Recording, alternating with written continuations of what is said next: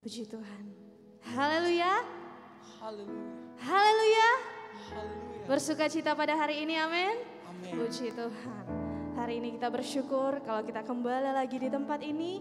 Kita boleh akan memuliakan Tuhan, kita akan beribadah kepada Tuhan. Mari sama-sama sebelum kita menaikkan setiap pujian penyembahan kita akan berdoa. Mari sama-sama kita berdoa. Bapa yang baik, Bapa yang kekal dalam kerajaan sorga, kami bersyukur Tuhan kalau pada pagi hari ini kami boleh ada sebagaimana kami ada. Itu semua karena kebaikan-Mu dalam kehidupan kami. Saat ini Tuhan, kami akan memulaikan ibadah kami, biar Engkau pimpin kami Tuhan, dari awal, pertengahan, hingga boleh berakhir sesuai dengan kehendak-Mu Tuhan. Biarlah nama-Mu saja yang dipermuliakan, nama-Mu saja yang ditinggikan Tuhan. Di pagi hari ini, biarlah setiap kehidupan kami hanya mempersembahkan semuanya untuk hormat kemuliaan nama-Mu. Terima kasih Tuhan, terima kasih Bapa yang baik. Kami siap memulaikan ibadah kami di pagi hari ini, mengucap syukur di dalam nama Tuhan Yesus Kristus. Haleluya, puji Tuhan, amin. Amin. Puji Tuhan. Saat ini kita akan menyembah Tuhan, karena Dia adalah Allah yang kudus, Allah yang layak kita sembah. Haleluya, haleluya. Terima kasih. Haleluya. Haleluya, Yesus. Terima kasih, Yesus. Allah yang kudus, Kau Allah yang kudus, di tata suci-Mu kami menyembah, nama-Mu disanjung, kuasa-Mu nyata sempurna. Kami puja,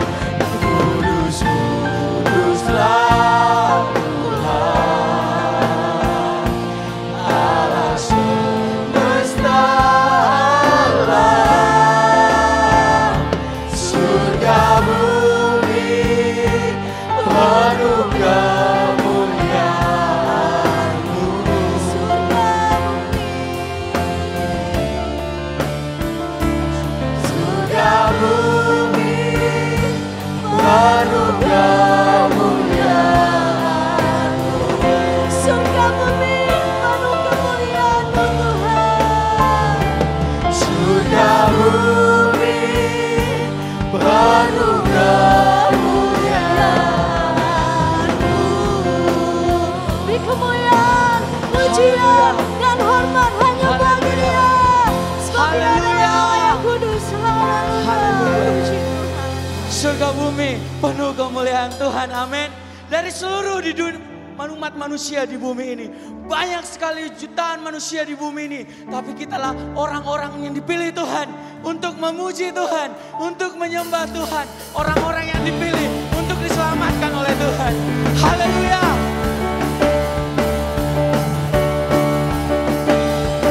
Kita sama-sama katakan kita dipilih. Kita dipilih dari segala bangsa.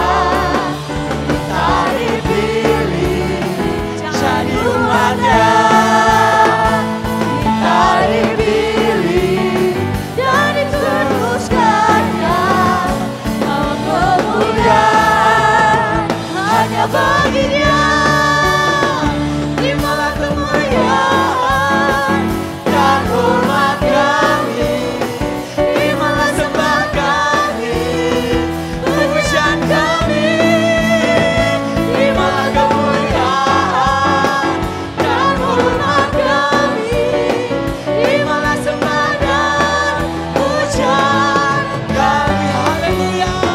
Kita dipilih dari segala bangsa. Kita dipilih jadi umatnya. Kita orang-orang yang dipilih, orang-orang yang dikuduskan Dan Tuhan. dikuduskannya. Bahwa kemuliaan hanya bagi Lagi katakan kita dipilih. Kita dipilih dari seluruh bangsa. Jadi umat pilihan Allah. Amin. jadi umatnya. Kita dipilih dan dikuduskannya. Dan dikuduskannya. Oh kemuliaan. Sama-sama katakan terimalah kemuliaan Tuhan. Terimalah kemuliaan dan hormat kami. Terimalah sembah kami, pujian kami. Terimalah kemuliaan dan hormat kami. Terimalah sembah dan pujian. Lagi dengan semangat katakan terimalah kemuliaan. Dan hormat kami, terimalah sembah kami, pujian kami.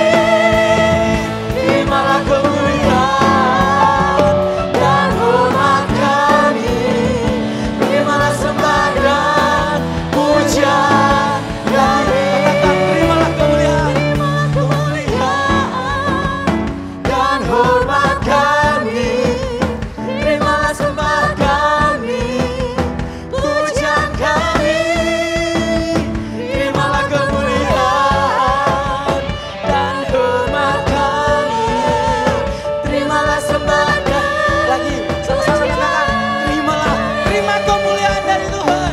terimalah kemuliaan dan hormat kami. Terimalah sembah kami, pujian kami. Terimalah kemuliaan dan hormat kami. Terimalah sembah dan pujian. Sama-sama katakan terimalah kemuliaan. Kemuliaan dan hormat kami. Terimalah sembah kami, pujian kami. Terimalah kemuliaan dan hormat kami. Terimalah sembah dan pujian kami.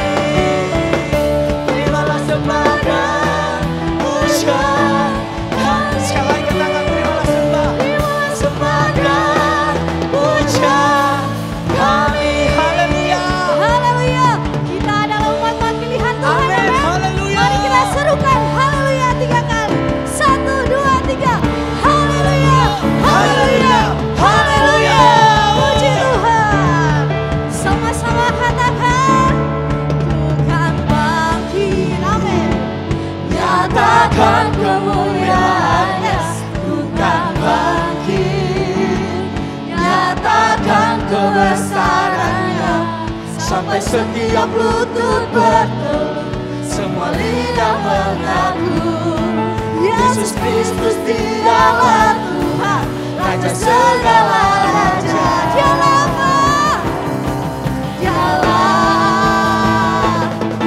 Raja. Yes. Haleluya. Mari kita semua umat pilihan Allah. Haleluya. Haleluya. Puji Tuhan. Mari kita semua umat pilihan Allah, dengarlah panggilannya untuk mengenal firman-Nya. Sekaranglah waktunya untuk berdiri bagi bangsa ini. Mari maju umat pemenang. Mari kita semua umat pilihan Allah, dengarlah panggilannya untuk menggenapi firman-Nya. Sekaranglah waktunya untuk berdiri bagi bangsa ini. Mari maju umat pemenang. Bukan bangkit, nyatakan kemuliaan-Nya. Bukan bangkit, nyatakan kebesaran-Nya. Sampai setiap lutut bertelut, semua lidah mengaku Yesus Kristus dialah Tuhan, Raja segala raja. Dialah Raja, dialah Raja. Amin. Puji Tuhan. Lagi kita nyanyikan lagu ini. Mari kita semua umat pilihan Allah, dengarlah panggilannya untuk mengenapi firman-Nya. Sekaranglah waktunya untuk berdiri bagi bangsa ini. Mari maju umat pemenang. Bukan bangkit, nyatakan kemuliaan-Nya. Bukan bangkit, nyatakan kebesaran-Nya. Sampai setiap lutut bertelut, semua lidah mengaku Yesus Kristus dialah Tuhan, Raja segala raja. Bertepuk tangan di atas kepala. Bukan bangkit, amin, nyatakan kemuliaan-Nya. Bukan bangkit, nyatakan kebesaran-Nya. Sampai setiap lutut bertelut, semua lidah mengaku Yesus Kristus dialah Tuhan, Raja segala raja. Dialah siap-siap, bukan bangkit, haleluya, nyatakan kemuliaan-Nya. Bukan bangkit, nyatakan kebesaran-Nya. Sampai setiap lutut bertelut, semua lidah mengaku Yesus Kristus dialah Tuhan, Raja segala raja. Dialah Raja, dialah Tuhan, dialah Tuhan. Sekali lagi dialah Raja, dialah Raja. Beri kemuliaan. Haleluya. Haleluya, haleluya. Silakan duduk Bapak Ibu Saudara yang terkasih. Dialah yang besar, Dia Raja, Dia yang berkuasa, Dia yang sudah menebus setiap dosa kita. Kita boleh ada sampai hari ini, semua karena pengorbanan Tuhan Yesus di kayu salib. Kita mau siapkan hati kita mau mendengarkan firman Tuhan. Mari kita masuk dalam hadirat Tuhan kembali. Lebih lagi. Agar kita semua mengerti apa yang menjadi kebenaran firman Tuhan pada pagi hari ini. Terima kasih Tuhan.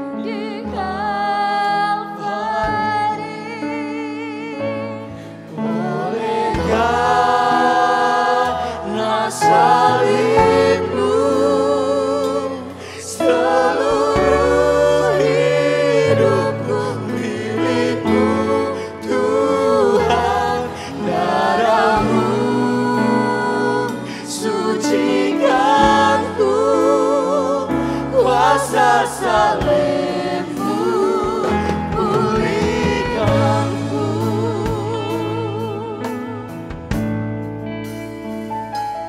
Ada tempat yang mulia, anugerah-Mu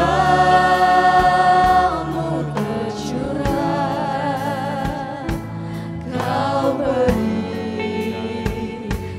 hidupku sebagaikan dosa. Lebih dari yang kukira, lebih dari yang kukira. Pengampunan yang kuterima, kasih Yesus yang abadi mengalir jiwa ini. Oleh karena salibmu, seluruh hidupku milikmu. Tuhan, darah-Mu sucikanku, kuasa salibmu pulihkanku. Oleh karena salibmu, seluruh hidupku milikmu. Tuhan, darah-Mu sucikanku, kuasa salibmu pulihkanku.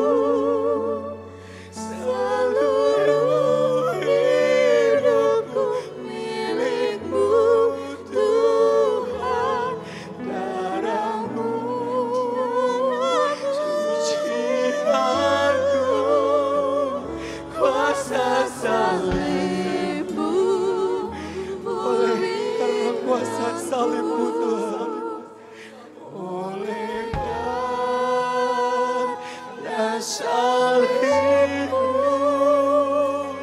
seluruh hidupku milikmu Tuhan. Darahmu sucikanku, kuasa salibmu pulihkan salibmu.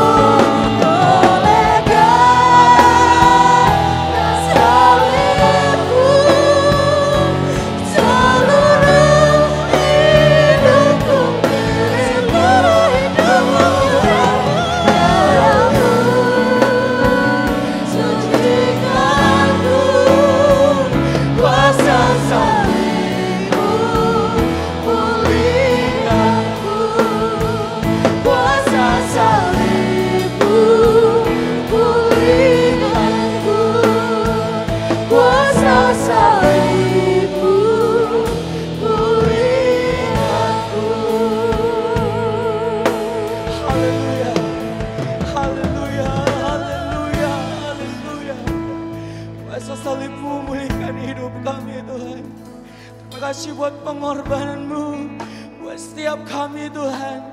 Kami boleh dimenangkan, kami boleh dipilih menjadi umat-Mu, kami boleh dikuduskan, kami boleh dimuliakan untuk kemuliaan nama Tuhan. Pada saat hari ini Tuhan, kami bersyukur buat kebaikan Tuhan.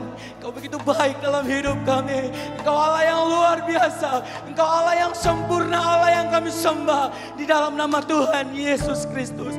Kami bersyukur buat pengorbanan-Mu, kami bersyukur buat kasih setia-Mu. Sampai hari ini kami boleh melihat penyertaan Tuhan sempurna dalam hidup kami. Terima kasih Tuhan. Sebentar Tuhan kami mau mendengarkan kebenaran firman Tuhan. Tuhan urapi hamba-Mu pakai luar biasa dalam memberitakan firman Tuhan. Kami setiap sidang jemaat Tuhan yang hadir pagi hari ini, kami boleh dikuatkan kembali, kami boleh disegarkan kembali iman kami di dalam Tuhan, dan kami boleh pulang dengan membawa berkat-berkat rohani yang daripada Tuhan. Kami serahkan hamba-Mu ke dalam tangan-Mu. Kami seluruh umat yang hadir pada pagi hari ini, kami juga serahkan ke dalam tangan Tuhan. Biarlah kami semua sama-sama diberkati, nama Tuhan dipuji, dipermuliakan. Terima kasih Tuhan, kami siapkan hati kami mendengarkan firman Tuhan dalam nama Tuhan Yesus Kristus. Haleluya. Amin.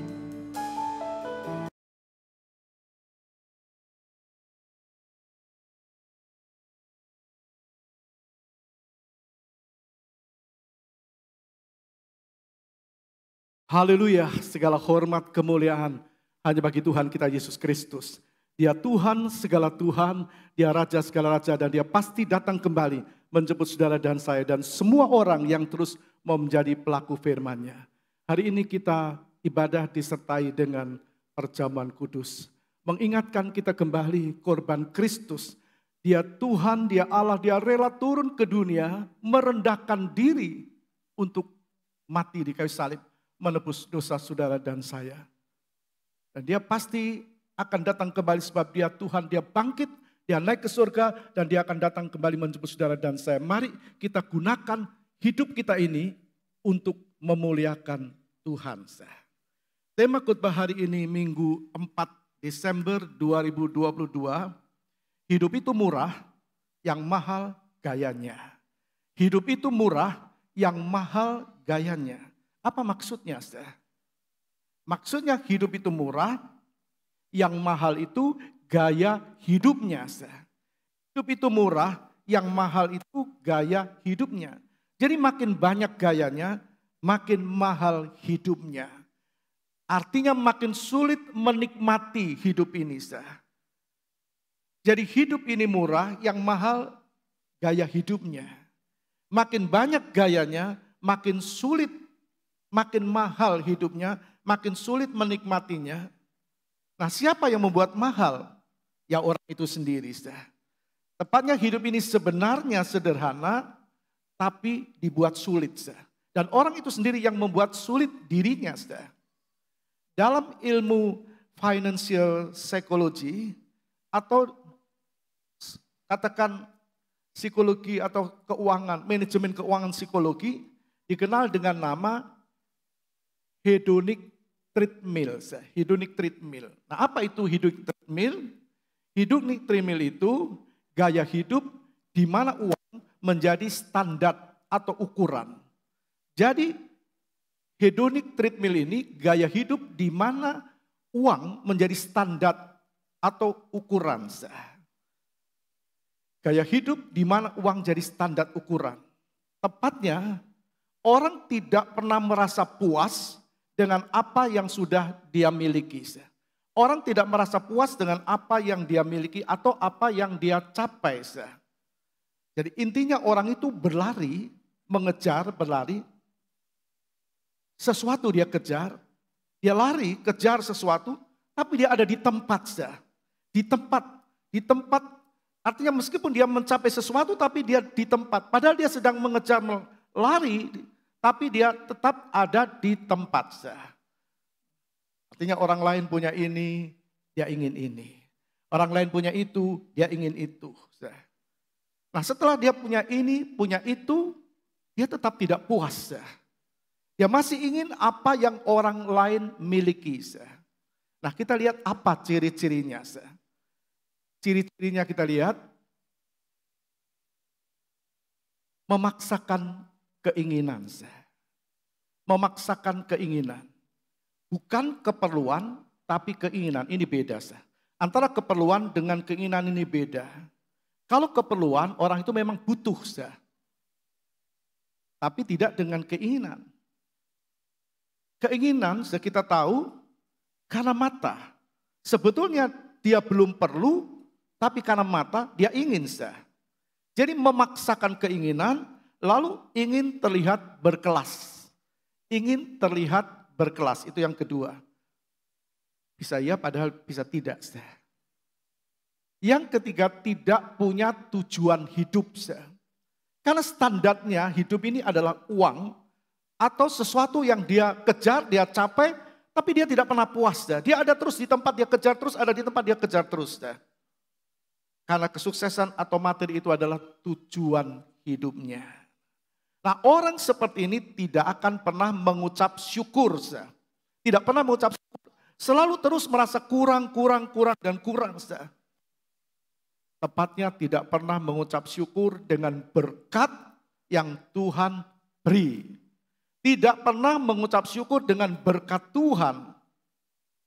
Nah jangan terjebak. Jangan terjebak. Nah tidak sedikit orang Kristen yang imannya timbul tenggelam. Kadang naik, kadang-kadang tenggelam. Kadang-kadang semangat, kadang-kadang kecewa. Karena dia ukuran hidupnya ini adalah uang.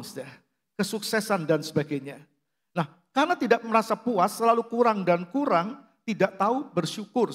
Tidak tahu bersyukur. Nah, tidak sedikit orang Kristen terjebak. Jangan terjebak. Apa yang menyebabkan orang itu terjebak? Yang pertama, lupa diri. Lupa dulu siapa dirinya. Tidak ingat dulu. Lupa diri. Lupa dulu dia siapa. Tuhan suruh kita menghitung hari-hari kita supaya kita beroleh hati yang bijaksana. Menghitung hari-hari. Kita hidup, kita lewati hari-hari kita. Tuhan suruh hitung, Tuhan suruh lihat. Supaya apa? Supaya kita tidak lupa diri kita. Siapa dulu kita. Dan yang kedua, dia emosinya labil. Gampang tersinggung. Gengsinya tinggi. Yang ketiga, gampang marah atau gengsinya tinggi. Ini yang menyebabkan orang terjebak, lupa diri, lupa dulu dia siapa, emosinya labil, gampang tersinggung, dan gengsinya tinggi, cepat marah. Nah mari kita lihat apa yang Alkitab tulis orang-orang yang tidak pernah puas dengan dirinya. Orang-orang yang tidak ingat dulu siapa. Kita lihat yang pertama Raja Saul. Kita lihat siapa Saul. Saul dulu bukan siapa-siapa. Dulu tidak ada apa-apanya sebelum dia diangkat oleh Tuhan. Sekali lagi. Dulu Saul tidak ada apa-apanya sebelum dia diangkat oleh Tuhan menjadi raja. Kita baca 1 Samuel 9 ayat yang ketiga. Kis ayah Saul itu kehilangan keledai-keledai betinanya.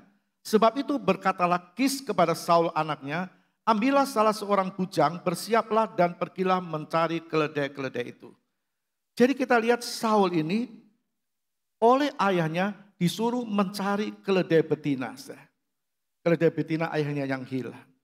Jadi tidak ada istimewanya secara rohani.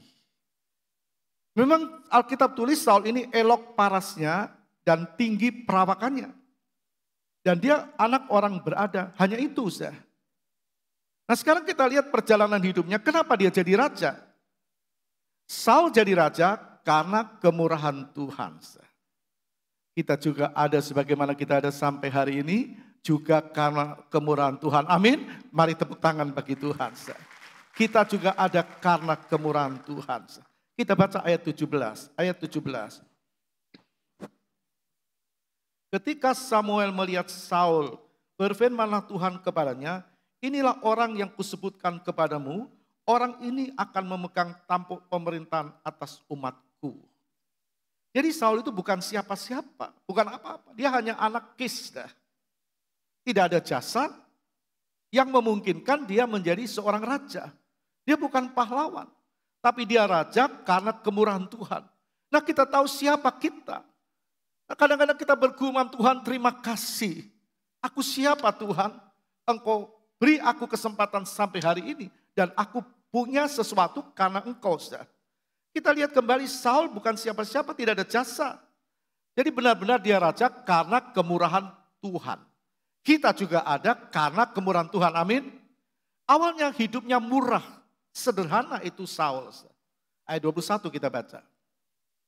Tetapi jawab Saul, bukankah aku seorang suku Benyamin, suku yang terkecil di Israel? Dan bukankah kaumku yang paling hina dari segala suku, dari segala kaum suku Benyamin? Mengapa Bapak berkata demikian kepadaku? Coba kita baca ayat ini, dengarkan. Saul berkata, bukankah aku suku Benyamin, suku yang terkecil? Kenapa Bapak memilih dan mengurapi aku menjadi raja? Awalnya hidupnya murah. Hidupnya sederhana, dia tidak neko-neko. Itu Saul. Awalnya Saul rendah hati dan tahu diri. Dia tidak menonjolkan diri. Kita juga tahu siapa diri kita, bukan? Sebelum kita kenal Tuhan. Kita tidak tahu jalan keselamatan. Tapi melalui apa yang Tuhan tunjuk sama kita. Kita kenal Tuhan. Kita ada sekarang sebagaimana kita ada. Itu kemurahan Tuhan. Kita jadi apa sekarang karena kemurahan Tuhan. Kita dipelihara Tuhan, diberkati Tuhan. Juga karena kemurahan Tuhan. Jadi kita lihat kembali kepada sosok Saul. Awalnya Saul tahu diri. Saul tahu siapa dirinya. Dan itu yang membuat dia tidak tinggi hati, tidak sombong. Orang yang dulu tahu siapa dirinya juga tidak akan tinggi hati. Kita baca 1 Samuel 10 ayat yang ke-16. Kata Saul kepada pamannya itu, terus saja diberitahukannya kepada kami bahwa keledai-keledai itu telah diketemukan. Tetapi perihal menjadi raja yang telah dikatakan Samuel kepadanya tidak diceritakan kepada pamannya. Bukankah dia rendah hati? Bukankah dia tidak mau menonjol? Saul bukan tidak mendengar, bukan tidak percaya apa yang Nabi Samuel katakan kepadanya. Dia percaya. Dia percaya bahwa dia akan jadi raja Israel. Dia percaya, tapi kita melihat awalnya Saul memang tidak mengejar popularitas. Awalnya Saul tidak mengejar popularitas. Ini yang disebut hidup itu murah, sederhana, apa adanya. Disebut murah, sederhana, apa adanya. Kita baca ayat 21. Sesudah itu disuruh nyala suku Benyamin tampil ke muka menurut kaum keluarganya. Maka didapati kaum keluarga Matri. Akhirnya disuruh nyala kaum keluarga Matri tampil ke muka seorang demi seorang. Maka didapati Saul bin Kis. Tetapi ketika ia dicari, ia tidak diketemukan. Pada zaman dahulu tuh, Samuel disuruh Tuhan, coba suruh maju semua kaum-kaum Israel. Dan didapati suku Benyamin. Ada 12 suku bukan? Lalu kemudian didapati suku Benyamin suruh maju, terdapat keluarga Matri. Kemudian keluarga Matri tampil, ternyata yang didapati adalah Saul. Yang dipilih Saul, tapi tidak diketemukan. Di mana? Ayat 22. Sebab itu ditanyakan pula lah kepada Tuhan, apakah orang itu juga datang kemari? Tuhan menjawab, sesungguhnya ia bersembunyi di antara barang-barang. Orang lain bingung, di mana ini Samuel? Di mana ini Saul? Tapi Tuhan tahu, dia sedang sembunyi. Sembunyi di antara barang-barang. Waktu dicari, dia sedang bersembunyi di antara barang-barang. Pengertian yang pertama, dia tidak cari popularitas.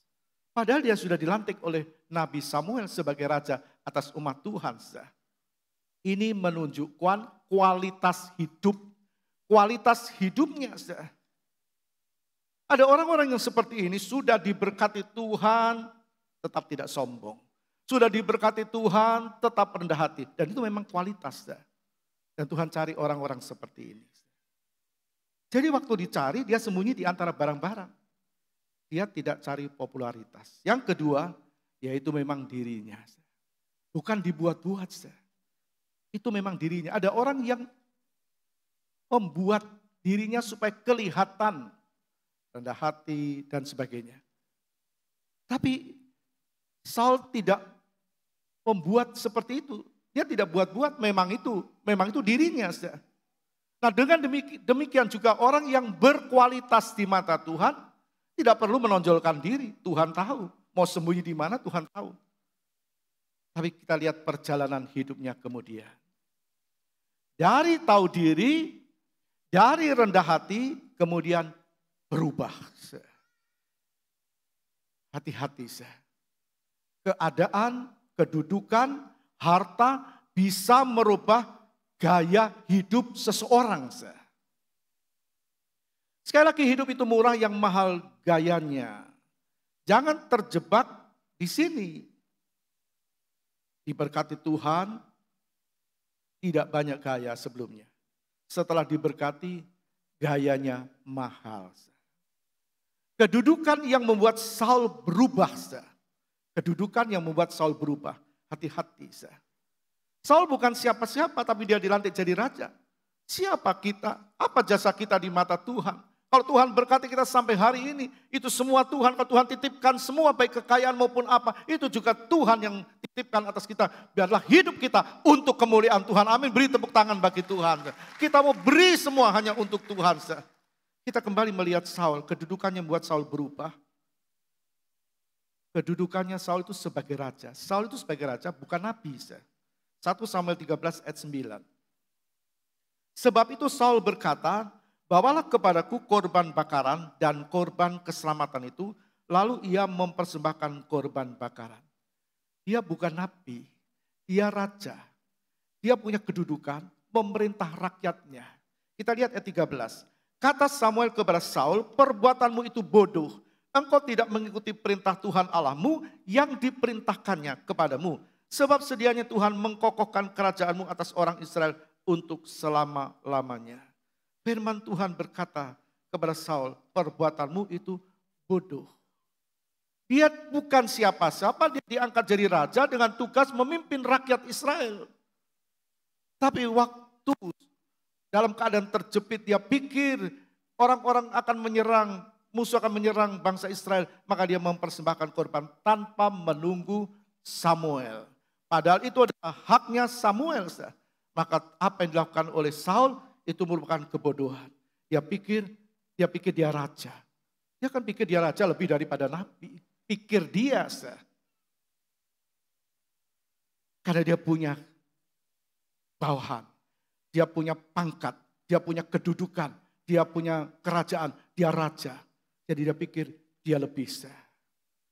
Tapi Saul bukan nabi. Dia raja. Dan itu hak Samuel sebagai nabi dan bukan Saul. Sekali lagi. Itu bukan Saul, haknya Saul, tapi haknya Samuel sebagai nabi. Dia sudah diangkat, diberkati Tuhan, tapi salah langkah. Saul tidak ikuti perintah Tuhan. Dia tidak ikuti perintah Tuhan. Nah, orang yang salah langkah gampang tinggi hati. 1 Samuel 18 ayat 7 dan 8. Dan perempuan yang menari-nari itu menyanyi berbalas-balasan katanya, Saul mengalahkan beribu-ribu musuh, tetapi Daud berlaksa-laksa. Lalu bangkitlah amarah Saul dengan sangat, dan perkataan itu menyebalkan hatinya, sebab pikirnya kepada Daud diperhitungkan mereka berlaksa-laksa, tetapi kepadaku diperhitungkannya beribu-ribu. Akhir-akhirnya jabatan raja itu pun jatuh ke tangannya. Karena tidak ikuti perintah Tuhan, dia gampang bertindak menurut kehendak diri, kemauan diri. Dan kita bisa melihat dari salah langkah timbul tinggi hati. Orang akan benar langkahnya kalau dituntun, dipimpin oleh firman Tuhan. Tapi kalau firman Tuhan tidak memimpin hidupnya, dia bisa salah langkah. Dan Saul salah langkah. Waktu orang berkata, Daud mengalahkan musuh berlaksa-laksa. Laksa itu lebih dari beribu-ribu. Saul cuma beribu-ribu, maka Saul dia dendam. Dia kecewa, dia marah. Kita lihat dulu waktu dia disuruh tampil, dia sembunyi di antara barang-barang. Dulu dia tidak cari kedudukan, tapi sekarang dia cari popularitas, dia cari kedudukan. Hidupnya sudah mulai beda. Kedudukan bisa menggoyahkan hidup seseorang. Dulu hidupnya sederhana, sekarang gaya hidupnya mahal. Artinya gengsinya tinggi. Sekali lagi kita harus berhati-hati dengan kedudukan, dengan materi, dengan sanjungan orang dan lain-lain. Itu membuat orang tidak puas dengan apa yang dia miliki. Dia semakin disanjung, semakin kurang, semakin tinggi hati. Tuhan tidak mau itu. Kembali kepada Saul, akhirnya kedudukan raja diambil dari Saul. 1 Samuel 15 ayat 23 bagian B. 1 Samuel 15 ayat 23 bagian B. Karena engkau telah menolak firman Tuhan, maka ia telah menolak engkau sebagai raja. Tidak siapa-siapa diangkat menjadi raja, bertindak salah, diambil kedudukannya oleh Tuhan. Sekarang kita perhatikan, apa yang sudah ada di tangannya. Kedudukan raja diambil kembali oleh Tuhan. Hati-hati jangan sampai hidup kita mahal digaya. Jangan sampai apa yang ada pada kita terambil karena kita tidak mau mengucap syukur. Tuhan mau kita hidup terus dalam ucapan syukur dengan apa yang Tuhan percayakan kepada kita. Kita lihat contoh yang kedua, seorang yang bernama Haman.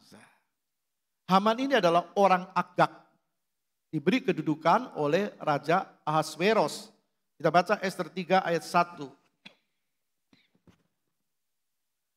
Sesudah peristiwa-peristiwa ini, maka Haman Bihamedata, orang Agag, dikaruniailah kebesaran oleh Raja Ahasveros dan pangkatnya dinaikkan, serta kedudukannya ditetapkan di atas semua pembesar yang ada di hadapan Baginda. Jadi Haman ini jadi besar, pangkatnya tinggi, itu karena anugerah Raja Ahasveros.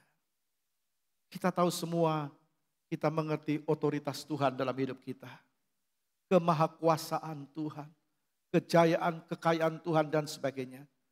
Kalau Tuhan berkati kita dengan tubuh sehat, Tuhan berpercayaan kita dengan materi, Tuhan berikan kita kedudukan dan sebagainya. Itu karena kemurahan Tuhan. Jangan sampai itu membuat kita berubah dan menjadi sombong atau tinggi hati. Kembali kepada Haman, Haman berubah. Kedudukan membuat Haman berubah. Gaya hidupnya mahal, gengsinya mahal. Kita baca ayat 5, ayat 5. Ayat 5. Ketika Haman melihat bahwa Mordekai tidak berlutut dan sujud kepadanya, maka sangat panaslah hati Haman. Hanya karena melihat orang tidak menghormati dia. Maka kita tahu dia seorang yang gila hormat. Maka panaslah hati Haman. Maka kita melihat ciri-cirinya, dia emosinya labil, gampang tersinggung, gampang marah. Ketika Haman melihat bahwa Mordekai tidak berlutut dan sujud kepadanya, maka sangat panaslah hati Haman. Dulu tidak seperti itu, sebelum dia dinaikkan pangkatnya oleh Raja Ahasveros, dulu tidak seperti itu. Ini menjadi peringatan bagi kita. Dulu hidupnya murah, sederhana, tapi sekarang gayanya mahal, gengsinya mahal. Kedudukan itu membuat Haman gila hormat. Gila hormat. Dari gila hormat menjadi gelap mata. Ayat 6. Ayat 6. Tetapi ia menganggap dirinya terlalu hina untuk membunuh hanya seorang Mordekai saja. Karena orang telah memberitahukan kepadanya kebangsaan Mordekai itu. Jadi Haman mencari ikhtiar memunahkan semua orang Yahudi, yakni bangsa Mordekai itu, di seluruh kerajaan Ahasveros. Dari gila hormat, gelap mata. Tidak peduli. Kalau tidak tunduk, dia terjangsa. Kalau seseorang tidak puas dengan apa yang dia miliki, orang itu bisa cenderung melakukan apa saja demi yang diingininya tercapai. Tidak peduli apakah itu hak orang lain atau tidak, dia terjangsa. Tidak peduli apakah itu hak orang lain. Tidak peduli apakah itu hak Saul sebagai nabi. Hak Samuel sebagai nabi. Tapi Saul terjang itu. Kita lihat Haman. Haman dia tersinggung dengan, kalau dia tersinggung karena Mordekai tidak tunduk kepada dirinya. Apa yang Haman rancang itu kembali berbalik kepada dirinya. Seperti firman Tuhan katakan dalam Galatia pasal 6 ayat 7, apa yang ditabur orang itu akan dituainya. Ester 7 ayat 9 sampai 10. Ester 7 ayat 9 sampai 10. Sembah Herbona, salah seorang sida-sida yang di hadapan raja, lagi pula tiang yang dibuat Haman untuk Mordekai orang yang menyelamatkan raja dengan pemberitahuannya itu telah berdiri di dekat rumah Haman, 50 hasta tingginya. Lalu titah raja sulakan dia pada tiang itu, kemudian Haman disulakan pada tiang yang didirikannya untuk Mordekai, maka surutlah panas hati raja. Jadi kita melihat di sini, Haman sudah membangun, katakan tiang yang 50 hasta tingginya. Cukup tinggi. Untuk apa? Untuk menggantung Mordekai. Tapi sekarang yang tergantung bukan Mordekai, tapi dia sendiri, Haman. Apa yang ditabur orang itu akan dituainya. Dia sendiri yang digantung di tiang gantungan yang dia perbuat untuk mencelakakan orang lain. Apakah hidup ini yang menyenangkan Tuhan? Kalau membuat seseorang, merancang seseorang untuk seseorang yang tidak baik, itu bukan kehendak Tuhan. Mari isi hidup-hidup kita menjelang kedatangan Tuhan dengan hal-hal yang baik. Tragis hidup Haman, dia mati dengan rencananya sendiri. Punya rencana yang tidak baik, dia mati dengan rencananya sendiri. Haman tidak pernah puas dari kedudukan biasa, kemudian diberi kedudukan tinggi oleh Raja Ahasveros, tapi dia tidak puas. Waktu pangkatnya rendah, hidupnya rendah. Dia tidak sombong. Waktu kedudukan tinggi, gaya hidupnya mahal karena kedudukannya. Ini yang bisa menjebak seseorang. Orang akan mengikuti apa yang dia capai. Pada umumnya, hati-hati. Kalau orang terima kedudukan tinggi, gaya hidupnya akan mengikuti kedudukannya. Kalau orang punya kekayaan besar, orang akan mengikuti gaya hidupnya dengan kekayaannya. Itu pada umumnya, tapi tidak bagi anak-anak Tuhan. Tuhan bukan tidak mau memberkati kita, tapi Tuhan mau memberkati kita. Tuhan berkati kita untuk memuliakan Dia. Amin. Tepuk tangan bagi Dia. Tuhan berkati kita untuk memuliakan Tuhan. Karena itu hati-hati dengan gaya hidupmu. Yang contoh yang ketiga adalah Nabal. 1 Samuel 25 ayat 2 dan ayat yang ketiga bagian A. Nabal. Ketika itu ada seorang laki-laki di Maon yang mempunyai perusahaan di Karmel. Orang itu sangat kaya. Yang mempunyai 3.000 ekor domba dan 1.000 ekor kambing. Yang ada di Karmel pada pengguntingan bulu domba-dombanya. Nama orang itu Nabal dan nama istrinya Abigail. Nabal kaya. Kita tahu diberkati Tuhan. Tapi gaya hidupnya mahal. Gaya hidupnya tidak berubah. Dia tidak menghormati raja. Kita baca ayat 4 sampai ayat 5. Ayat 4 dan 5. Ketika didengar Daud di padang gurun bahwa Nabal sedang menggunting bulu domba-dombanya, Maka Daud menyuruh 10 orang dan kepada orang-orang itu Daud berkata, pergilah ke Karmel dan temuilah Nabal. Tanyakanlah keselamatannya atas namaku. Jadi waktu Daud dengar Nabal sedang menggunting bulu-bulu dombanya, berarti dia kaya raya. Maka Daud utus 10 orang untuk menemui Nabal. Cuma suruh bilang, coba tanya keselamatannya atas namaku. Namanya Daud, seorang raja. Tapi Nabal tidak menghormati Daud sebagai rajanya.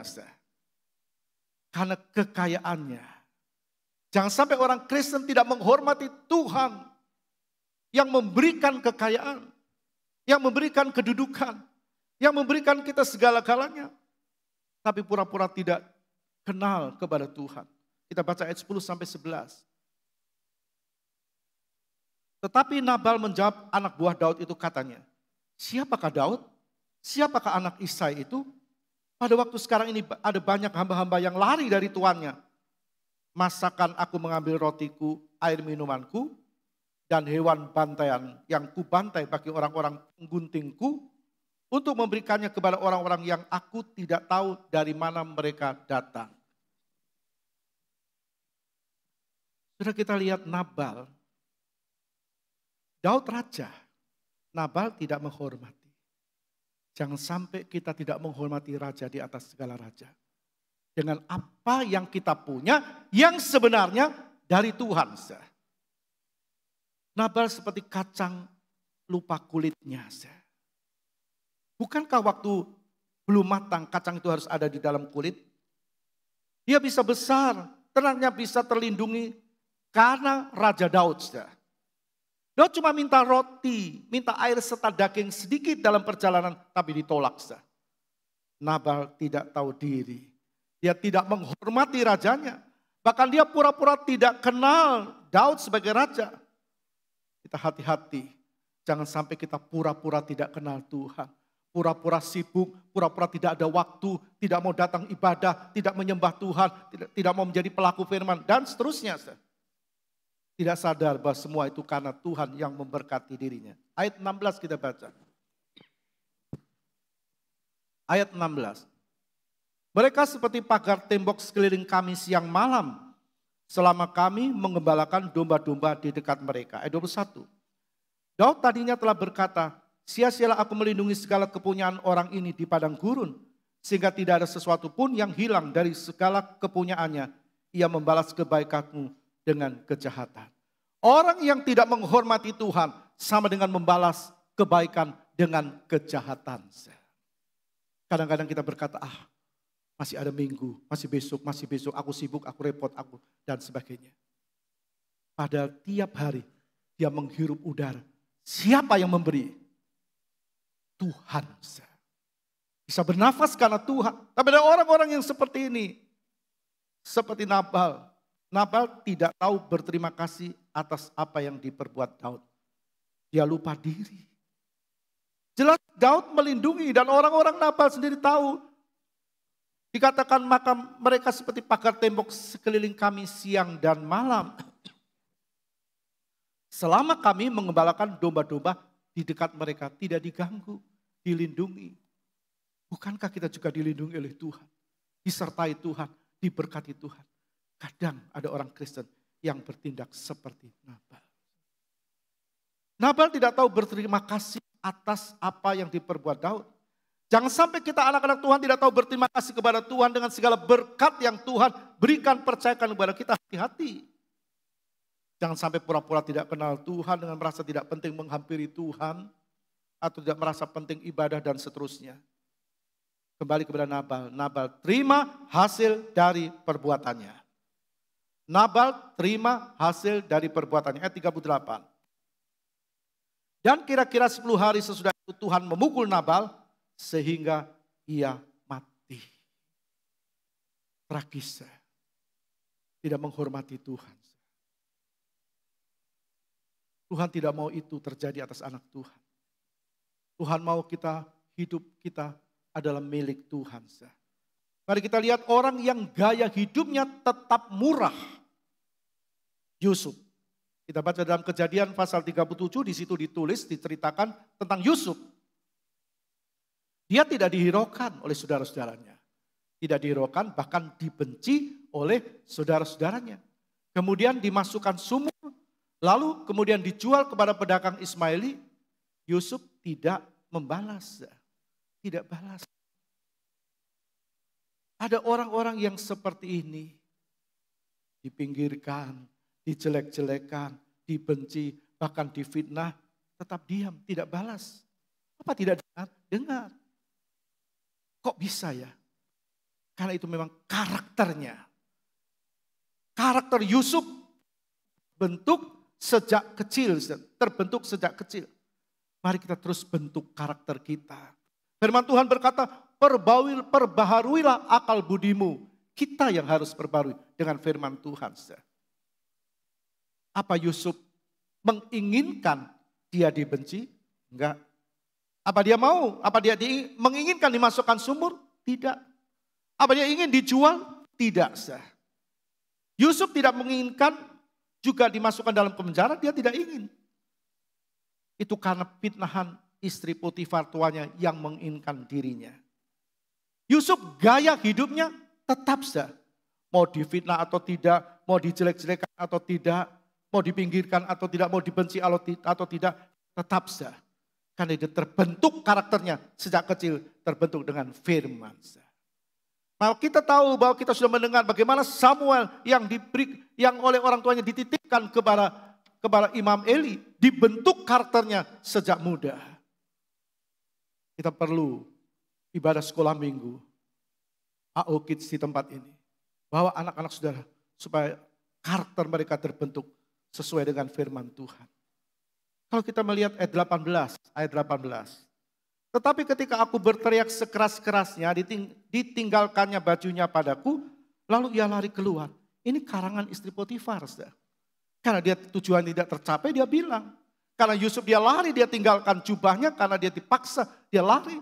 Maka itu menjadi alasan istri Potifar memfitnah Yusuf. Dia difitnah, tapi Yusuf tetap tidak membalas. Apa Tuhan tidak tahu? Gusti mboten sari. Tuhan tahu. Kita lihat terus apa Yusuf menginginkan kedudukan tinggi di Mesir. Apa dia ingin kedudukan yang tinggi di Mesir? Tidak. Tuhan yang punya rencana yang terbaik bagi Yusuf. Tuhan yang punya rencana yang baik. Dia masuk penjara, dia jumpa juru minuman raja, juru makan raja yang di penjara. Mereka diartikan mimpinya. Juru minuman dikembalikan lagi posisinya, kedudukannya di istana raja. Tapi dia tidak ingat apa yang Yusuf lakukan kepadanya. Dia tidak diingat, enggak marah. Orang boleh enggak ingat kita, orang boleh benci kita, orang mau menjahati kita. Kalau kita tidak membalas, jalan atau rencana Tuhan atas kita tetap jalan. Amin. Bertepuk tangan bagi Tuhan. Tetap jalan. Tetap jalan. Kita baca Kejadian 41 ayat 39 sampai 40. Kata Fir'aun kepada Yusuf, oleh karena Allah telah memberitahukan semuanya ini kepadamu, tidaklah ada orang yang demikian berakal budi dan bijaksana seperti engkau. Engkau menjadi kuasa atas istanaku dan kepada perintahmu seluruh rakyatku akan taat. Hanya takhta inilah kelebihanku daripadamu. Kalau kita mendengar ayat ini, Fir'aun bilang begini, Yusuf, karena Tuhan telah memberitahu kepadamu. Kalau Allahmu telah memberitahukan apa yang akan terjadi di Mesir. Maka aku angkat engkau menjadi penguasa Mesir di bawahku. Cuma takhta inilah kelebihanku daripadamu. Orang Mesir tidak bisa bergerak, tidak bisa berbuat sesuatu tanpa izinmu. Nah kita bertanya, apa ini kebetulan? Tidak ada yang kebetulan bagi anak Tuhan. Orang yang tetap rendah hati, orang yang gaya hidupnya tidak mahal, orang yang tidak sombong, orang yang hidupnya seturut dengan berkat Tuhan yang Tuhan percayakan padanya. Orang seperti ini pasti ada rencana Tuhan dalam dirinya. Amin. Pasti ada rencana Tuhan. Amsal 3 ayat 34b berkata begini. Tetapi orang yang rendah hati dikasihaninya. Tuhan mengasihi orang yang rendah hati. Mazmur 22 kita baca. Ayat 7a. Orang yang rendah hati akan makan dan kenyang. Akan makan dan kenyang. Tidak kekurangan. Ini bukan hanya bicara kekurangan jasmani, tidak. Tidak kekurangan jasmani dan juga rohani. Orang yang rendah hati akan makan dan kenyang. Ini bukan cuma pengertian secara jasmani, tetapi juga secara rohani. Karena itu jangan buat hidup kita ini mahal. Jangan sampai gaya hidup kita ini mahal. Jangan sampai kita mahal di gaya. Hidup ini bukan untuk dipersulit. Tapi terima dengan sukacita. Terima dengan ucapan syukur. Kita lihat, kita pagi hari ini, kita akan makan dan minum perjamuan kudus. Di mana Yesus yang Allah merendahkan diri, dia rela merendahkan diri. Jadi manusia untuk mati bagi dosa kita. Dia turun ke dunia. Tujuannya untuk menyelamatkan manusia yang berdosa, saudara dan saya. Mari kita punya tujuan hidup untuk memuliakan Tuhan. Karena itu mari kita letakkan hidup kita di tangan Tuhan. Jalani hidup ini dengan mengucap syukur dan hidup sesuai dengan kebenaran firman Tuhan. Tuhan berkati kita. Mari kita bangkit berdiri.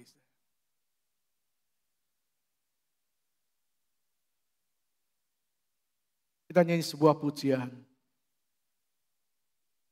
Ku rindu setiap waktu hidup di kebenaran-Mu. Bukan dengan kuatku, namun karena roh-Mu. Yesus, Kau yang kupegang teguh.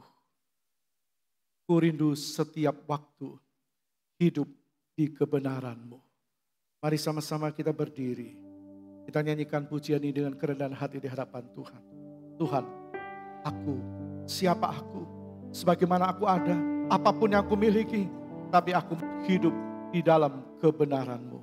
Ku rindu setiap waktu hidup di kebenaran-Mu. Haleluya. Ku rindu setiap waktu hidup di kebenaran-Mu. Bukan dengan kuatku, namun karena roh-Mu. Yesus yang ku pegang, ku rindu setiap waktu.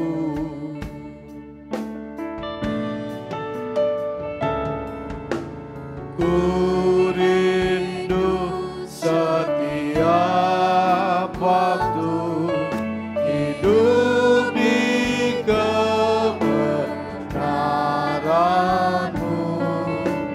Bukan dengan kuatku, namun karena roh-Mu. Yesus, kembali kita nyanyikan pujian ini.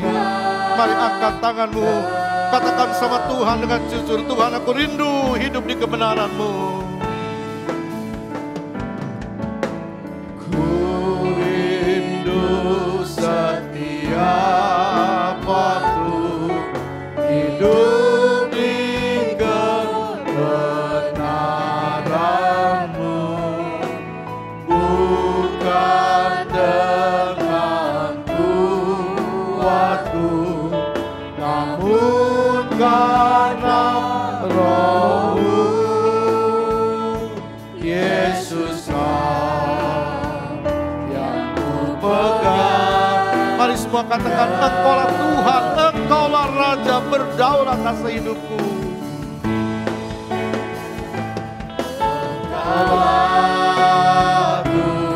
Engkaulah Tuhan, Engkaulah Raja dalam hidupku, berdaulat atas hidupku, Tuhan.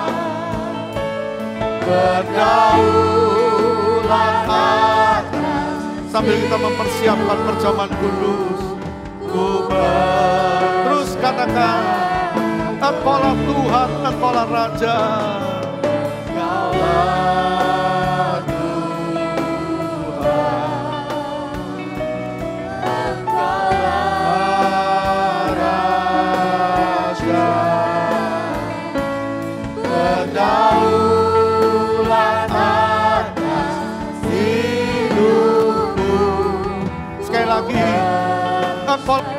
angkat roti lebih tinggi dari kepala kita. Engkaulah Tuhan. Engkaulah Raja, berdaulat atas hidupku. Ku berdaulat atas hidupku. Berdaulat, berkuasalah hidupku. Sekali lagi katakan, berdaulat atas hidupku. Berdaulat, berdaulat atas hidupku. Berserah penuh. Terima kasih Bapa yang baik, terima kasih. Terima kasih Tuhan, terima kasih buat korban-Mu. Terima kasih buat firman-Mu.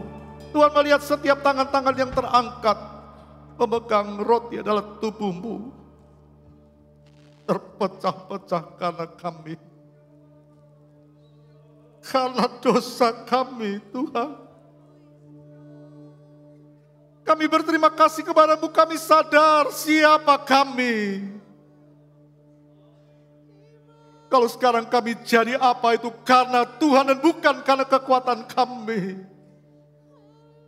Karena kemurahan-Mu. Kalau hamba-hamba Tuhan dipilih jadi hamba Tuhan itu karena kemurahan Tuhan. Kalau kita anak-anak Tuhan dipercaya apapun juga karena Tuhan. Terima kasih Tuhan, terima kasih. Engkau ada bersama kami. Berdaulat Tuhan, berdaulat Tuhan. Supaya kami hidup memuliakan Tuhan. Supaya hidup kami meninggikan Engkau di atas segala-galanya. Terpujilah Engkau. Kita dengar firman Tuhan dan ketika mereka sedang makan, Yesus mengambil roti, mengucap berkat, memecah-mecahkannya lalu memberikannya kepada murid-muridnya dan berkata, ambillah, makanlah. Inilah tubuhku. Kita makan tubuh Tuhan dengan iman dalam nama Bapa, Anak dan Roh Kudus, yaitu Tuhan Yesus Kristus. Terima kasih Tuhan, terima kasih. Terima kasih buat korban-Mu Tuhan. Terima kasih buat tubuh-Mu. Terima kasih buat kasih-Mu. Siapa kami? Kami selamat karena Engkau berkemurahan atas kami. Terima kasih Tuhan. Angkat tinggi-tinggi cawan ini lebih di atas kepala kita. Dengar firman. Sesudah itu ia mengambil cawan, mengucap syukur lalu memberikannya kepada mereka dan berkata, minumlah kamu semua dari cawan ini sebab inilah darahku, darah perjanjian yang ditumpahkan bagi banyak orang untuk pengampunan dosa. Kita minum darah Tuhan dalam nama Bapa, Anak dan Roh Kudus, Tuhan Yesus Kristus. Haleluya.